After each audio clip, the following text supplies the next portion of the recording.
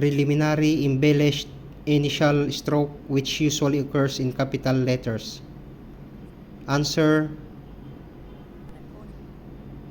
bedded. It is the rudimentary initial upstroke of a letter. Answer: beard.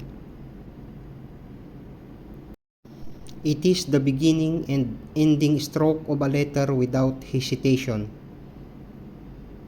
Answer: blunt.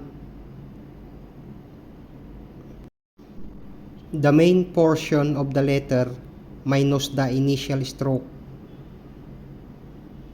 Answer: body. A fully rounded oval or circular form on a letter complete into O. Answer: bowl. The horizontal end slope stroke that are often used to complete a letter. Answer: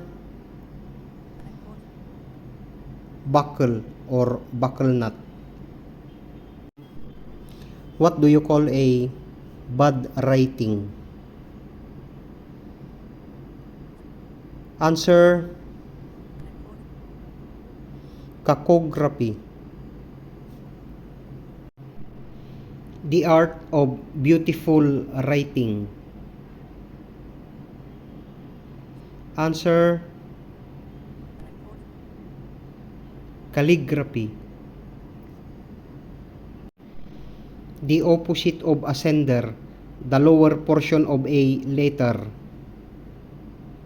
Answer: descender. What do you call the T-crossing and dots of the letter I and J? Answer: diacritic.